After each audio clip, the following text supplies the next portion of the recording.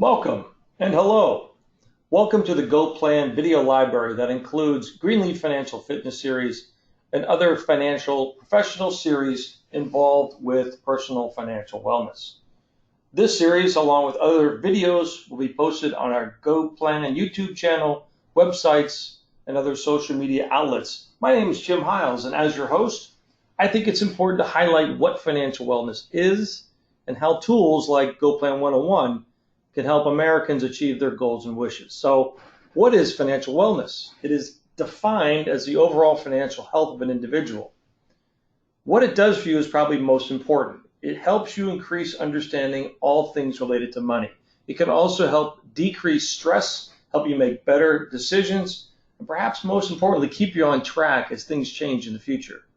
What's Go Plan 101? Well, Go Plan 101 combines web technology and educational content with behavioral change solutions, free software, and a huge resource center full of focused responses. Translation? Simple. Go Plan 101 is a cool site that helps people deal with their money issues so they can do what they want to do.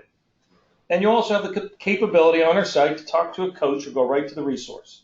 At the end of the day, financial wellness is only as good as the actions taken. So sit back, relax, and enjoy the video.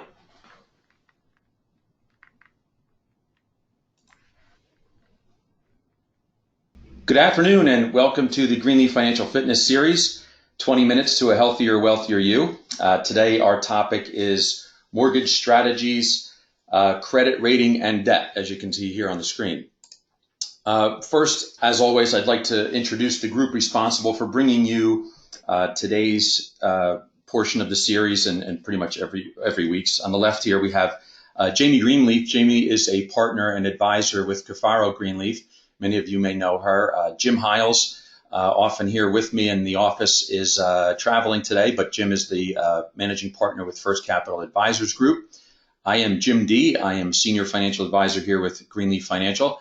Today's special guests, we have Mike Rakeman and Brian Sheely, both of Fellowship Home Loans, and they plan on sharing a great deal of wisdom with us. Looking forward to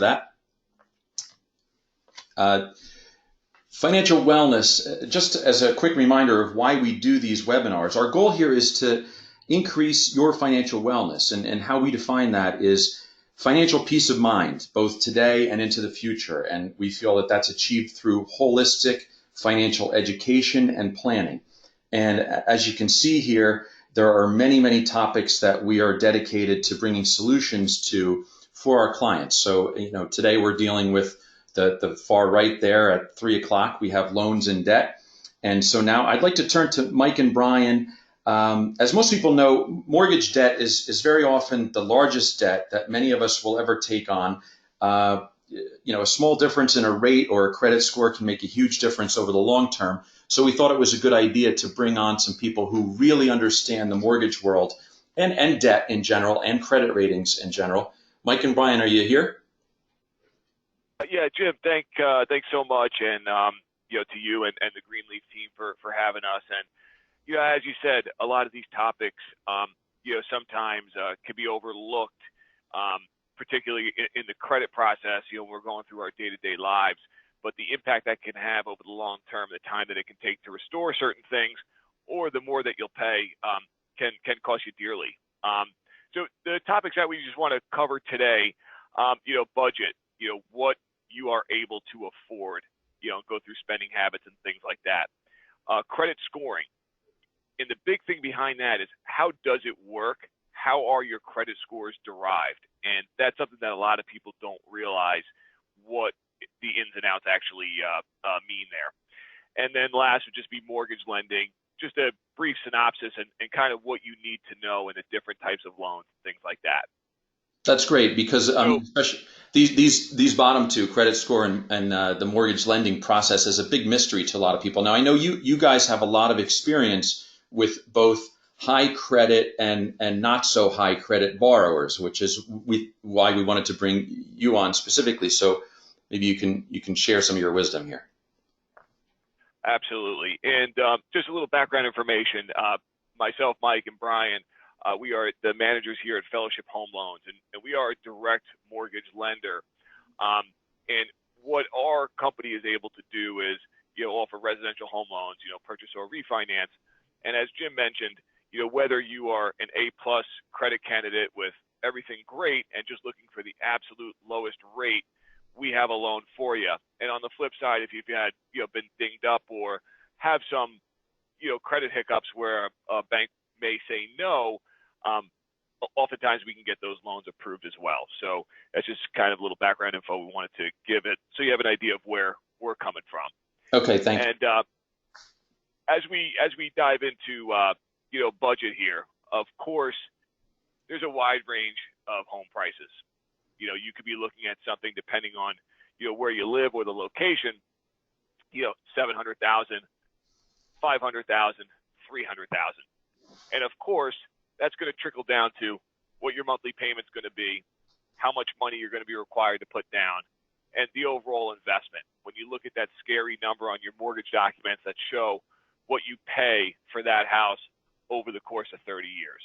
So it can be a bit overwhelming. So what you kind of want to do is really look at your spending habits.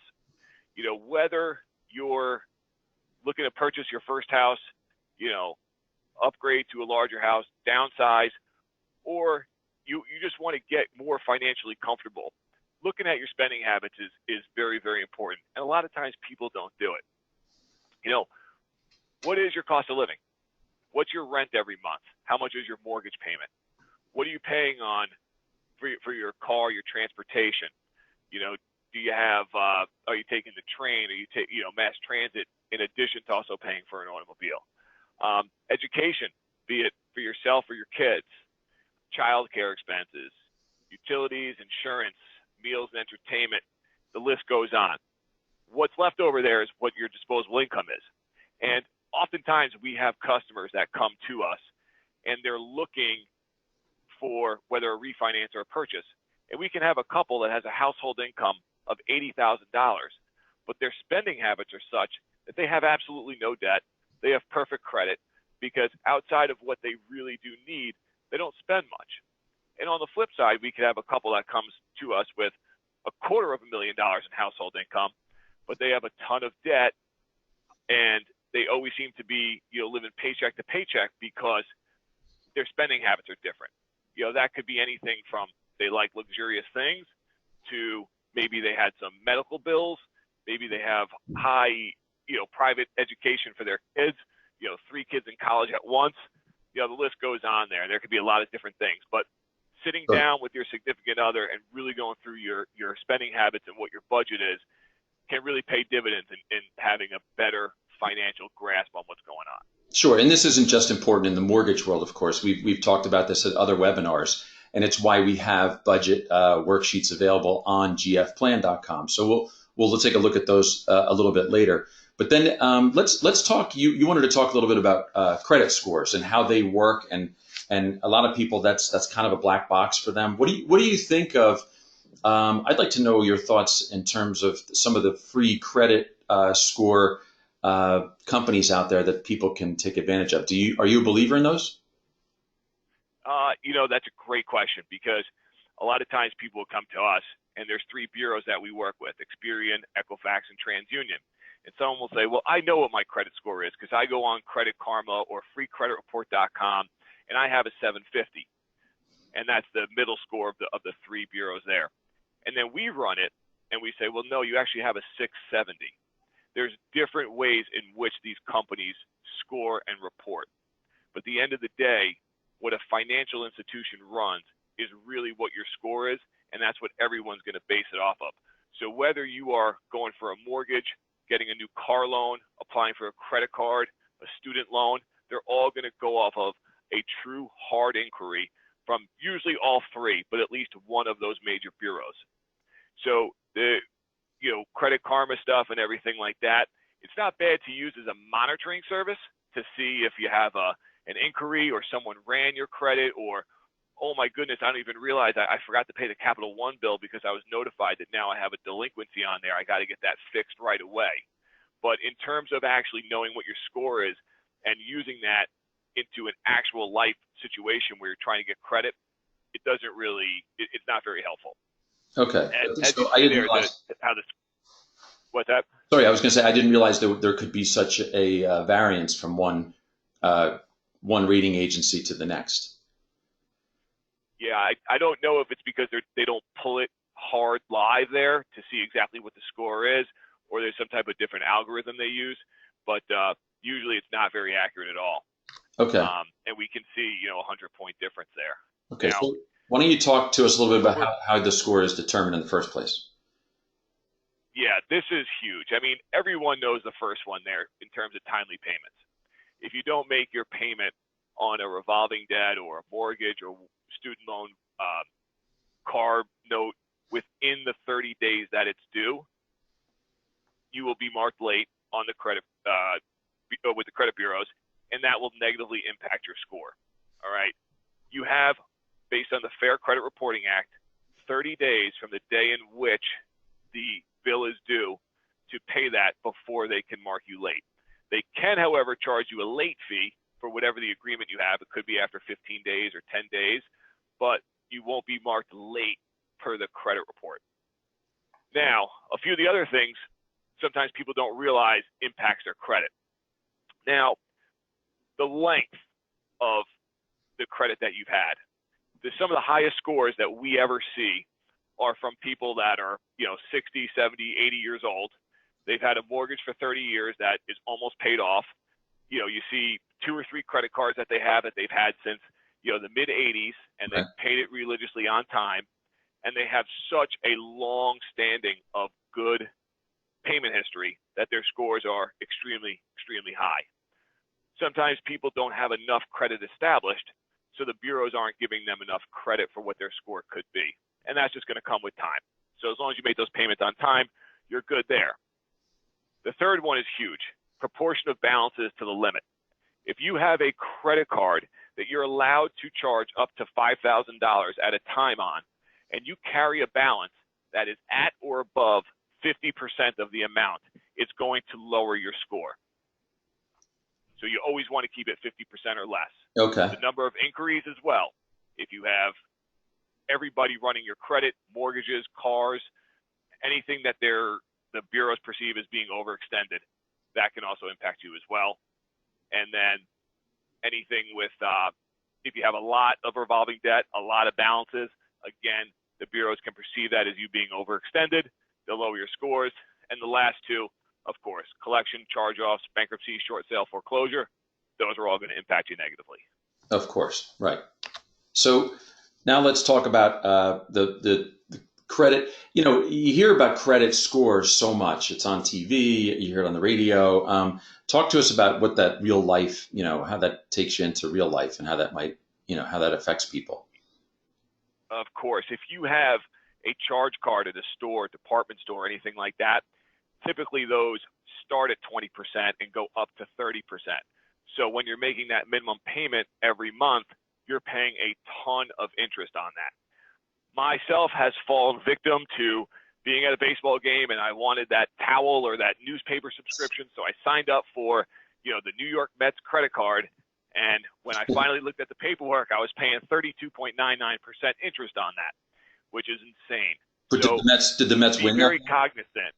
What's that? Did the Mets win that day at least? Probably not, right? The Mets.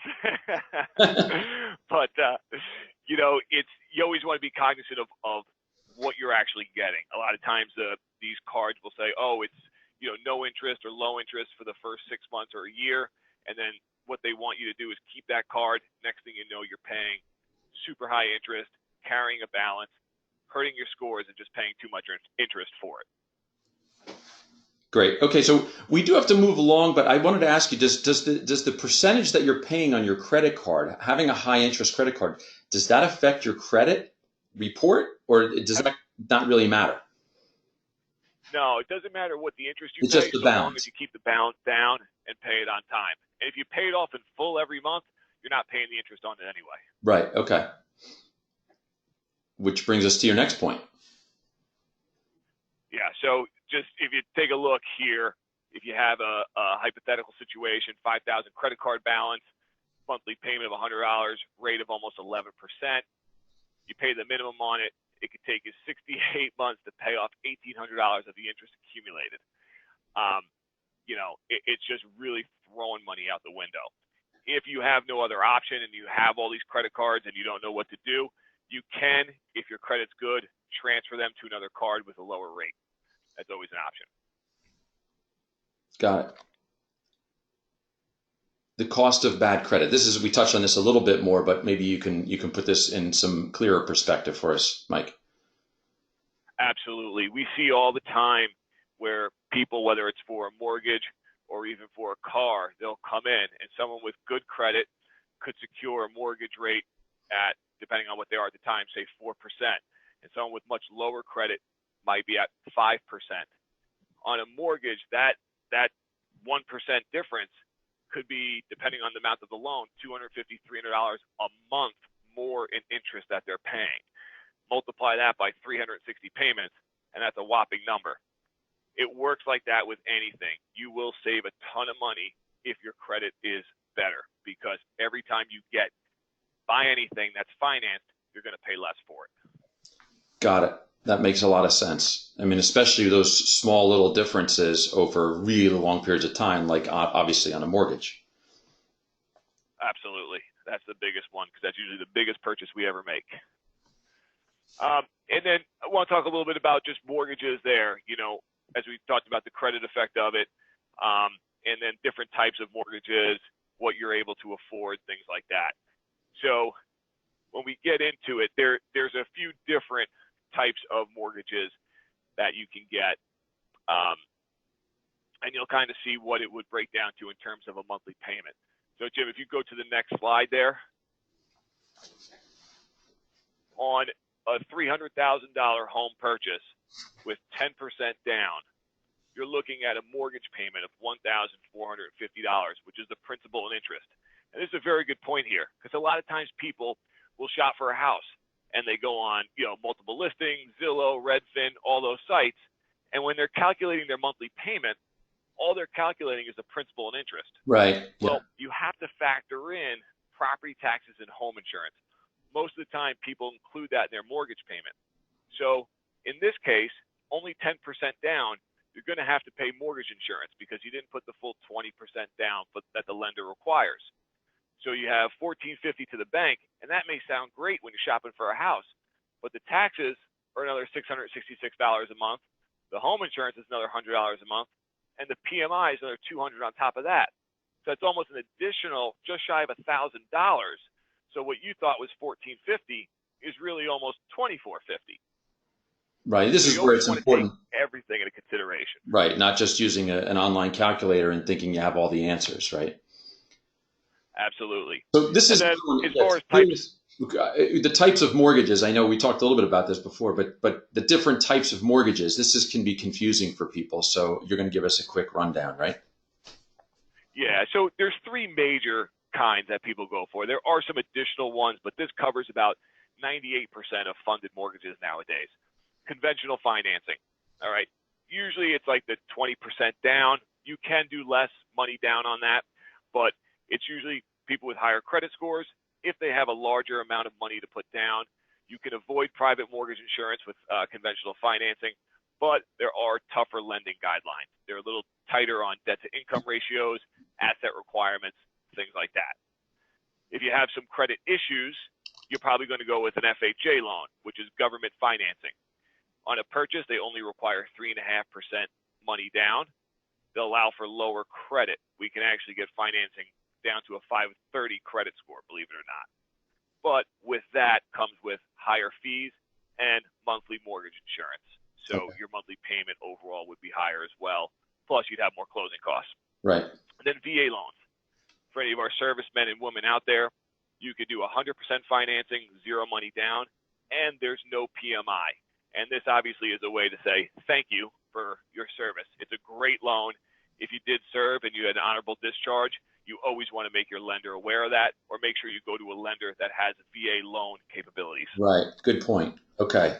Now, let's move on to some tips and strategies, and we're kind of winding down here on our time, but these are important. Go through these for us. Absolutely. An additional payment every year on a 30-year mortgage can cut the term of your loan down between 5 and 7 years. So one extra payment, maybe your tax refund check, apply it to the mortgage. You could pay off your house in 5 to 7 years faster, depending on if you escrow or not. Refinance when needed. If you have a lot of credit card debt and there's no other way to get the debt paid off and you're throwing money out the window in interest, look into refinancing if you have equity. Round off your monthly payments.